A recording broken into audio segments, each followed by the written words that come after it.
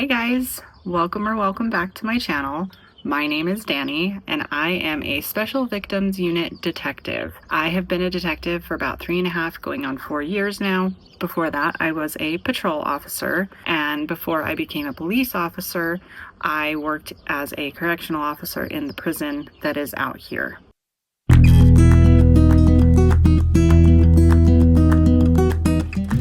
Now, this video is going to be about the things that, as law enforcement, we observe differently, and the little quirks that we pick up from the job that make us the way that we are. If there is something you agree with, disagree with, or would like to see me do a video on in the future, drop a comment down below. Make sure you guys like, make sure you guys subscribe, of course, and I appreciate you guys being here. So I've been taking a general consensus around my department and asking people for things that they look at, observe, do differently because they're a cop, whatever. And today I'm driving into work and I thought, oh, how I wear my seatbelt is a good one, and I will explain why. So I wear my seatbelt under my arm. It's obviously still across my lap, but it doesn't go across my shoulder. And that is something that I learned to do in the academy, because what they said is, well, when you're wearing a duty belt, it's in the way, it's huge, it's just a disaster. And so if you wear it, plus you're wearing your vest too. You're wearing your vest, you're wearing your duty belt, and the seat belt can get caught on that when you are trying to get out of the car fast. So it's like force of habit for me to just wear my seatbelt like this, and I've been doing it for probably 7 or 8 years now. And it's because it's just a quick thing, a quick push of the button, and it flies off, and I can be out of the car fast, because I never know who's waiting for me. When I was in the academy, they said you should expect a sniper on the roof everywhere you go.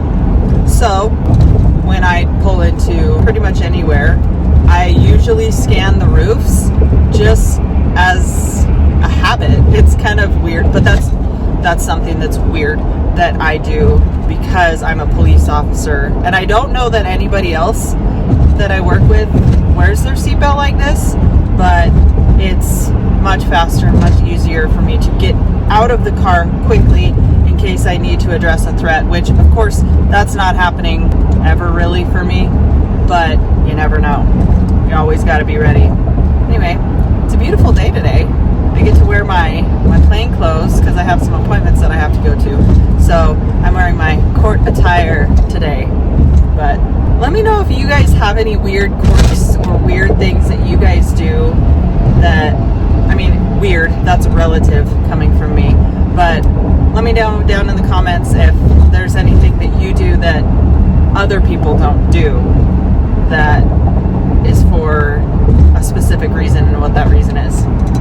So obviously I have learned things in this job, and I've learned that basically you can't trust people, even ones you think you can trust. So when I am going out in the world and, for instance, going on a run, whether it's by myself or with somebody, I'm aware of things that a normal person probably wouldn't be aware of. I listen to things differently, I observe things differently, and that is probably one of the downfalls of doing this job. Is you have this, well, a lot of people say you're jaded, basically. So you have this view of society that's different than a normal person or a civilian person, because you see the things that normal citizens don't see. And so just even going on my run, I made a post a little while ago about someone who approached me and made me feel uncomfortable, and it was okay, what's the solution here? So the solution in my mind, as somebody who deals with the evils of society, was, okay, well, I'm going to start carrying my firearm, or I'm not going to run by myself. So I bring Ben with me, or I bring my firearm. And that doesn't mean that I'm pulling my firearm on people. It's honestly more of a deterrent, because I know that somebody who might be willing to approach me normally without having a firearm are less likely to approach me and make me feel uncomfortable when I'm out trying to be healthy and exercise and, do things to better myself. It's more of a deterrent than anything, just because I know how society is and I know how people are who don't care about making someone feel uncomfortable. All right. So I asked, like I mentioned, some of my coworkers some of the things that they notice or they observe. And I would say that the consensus was pretty much the same all around. Everybody pretty much said the same thing. And these are people that have been cops way longer than I have. They've been detectives longer than I have. So body language is something that a cop will notice and observe probably before anybody else will. If there is a bulge in somebody's pants, and no, I'm not talking about, oh, you're happy to see me bulge. We're talking about looking for weapons. We'll check like the waistband, not obviously physically check, but we will scan pretty much everybody in our vicinity and see what we think could possibly be a threat. Another thing that I learned in the academy is there's typically two types of people who will check behind them, and that is cops and bad guys. Bad guys are usually looking for cops coming after them, and cops are checking to make sure no one's behind them. I think this is a pretty well-known thing that cops do, is they don't like to sit with their back to an exit or to a door. So in a restaurant, they typically like to be facing the door so that if a threat comes into them, they can address the threat. This isn't something that I necessarily do. I will definitely pay more attention to people and observe people in a different way than, say, a citizen would, or like, for instance, my mom or my sister, or, just a regular person. Another thing that people said is a car that is in a parking lot parked all by itself. So I've had to respond to a lot of suicides. And so that's where my mind goes, is that if somebody is parked alone in a parking lot and it's just one singular car out there, my mind goes to something like that. Whereas other people mentioned that they believe that it's possibly a drug deal or, nefarious activities. Instincts. I think I've talked about this before, but when I first went through the academy to become a police officer, one of the things that they do a lot of is scenario type stuff. So situations where, what would you do if this happens? And in pretty much every single scenario that I would go through, there's obviously something that you're dealing with, but then there's also other things that you obviously have to observe. And I distinctly remember one of the scenarios that I kept looking over towards a different car. And, we called out of roll or whatever. And one of the instructors was like, you kept looking over here, why? And I said, I don't know. I just felt there was something going over there. And sure enough, that's where the quote unquote bad guy was. And we were supposed to go check out that car or whatever. And one of the things that he told me is, you've got an intuition, you need to pay attention to it. And I can't stress that enough, that especially in this day and age, we need to be trusting our intuition, because it's telling us something's wrong, something's not right for a reason. It is there to protect you.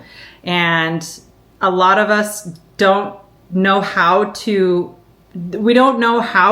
interpret what our intuition is telling us. And so if I can teach anybody anything, it is to absolutely trust your intuition and learn how to listen to it in a way so that you can, hopefully benefit from it, and not just in negative or, scary situations, but also other situations. I would say that more often than not, when I have an intuition feeling something happens, and I'm like, I knew that something was going to happen. We definitely assess people differently. We deal with a lot of people in our job. Not everybody is bad. Not everybody is a criminal.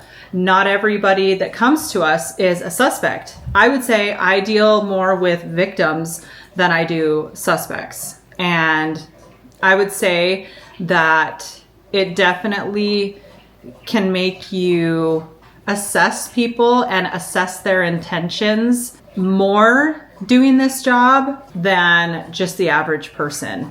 Just because we do see, we do see people when they are struggling or down on their luck or at their worst, or they've made a bad decision and now they have to deal with us. Basically, what I'm trying to say is, if you are a cop, if you are friends with a cop, if your family is a cop, I'd be willing to bet that I've hit on something or touched on something that you've noticed that they do or they noticed that they do.